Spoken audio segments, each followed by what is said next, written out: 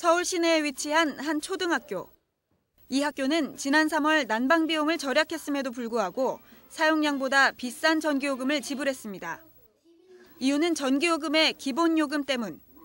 전기요금은 사용한 만큼 요금을 내는 사용량 요금과 기본요금의 합계로 부과되는데 이때 기본요금의 경우 요금 적용 전력에 의해 결정됩니다.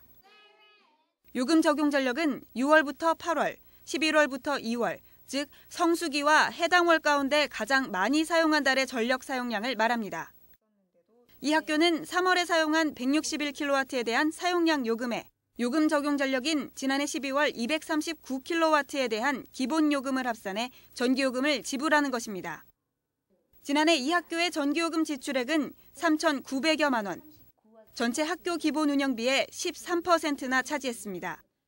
학교에서는 학생들을 위해서 전기 절약도 하고 많이 하는데 실질적으로는 학생들한테 전기 절약을 해서 돌아가는 혜택이 없습니다.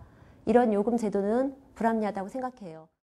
지난 2008년부터 2012년까지 5년 동안 서울시내 학교 기본 운영비가 3,600여억 원에서 5,200여억 원으로 약 31% 증가하는 동안 학교들이 지불한 전기요금은 36억여 원에서 72억여 원으로 2배 가까이 증가했습니다. 학교 운영에 있어서 전기요금의 비중이 커질 수밖에 없는 구조입니다. 이에 대해 서울시의회 김영태 교육의원은 전기요금으로 인한 학교의 부담을 줄이기 위해 해결책을 촉구하고 나섰습니다. 전기료 피크제, 이거는 좀 불합리해 보인다. 그래서 평균 단가 조정을 좀 해야 될 필요성이 있고요. 전기료를 대폭적으로 농업용 이상으로 낮춰야 된다. 그렇게 보고요. 또 하나는 교육청이 좀 어려워도 전기료에 대한 그 지원을 많이 해서 정작 아이들한테 써야 될 돈을 전기료로 쓰는 일이 없도록 그렇게 해줘야 된다고 봅니다. 하지만 한국전력공사는 소비자가 언제든지 최대로 전기 사용을 할 수 있도록 시설을 운용하고 있기 때문에 현 기본요금의 책정 방식이 불가피하다는 입장입니다.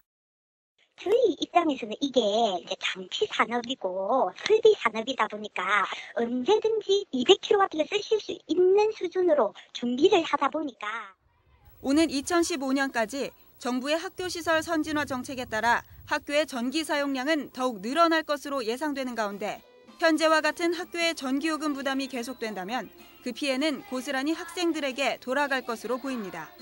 TBS 김지희입니다.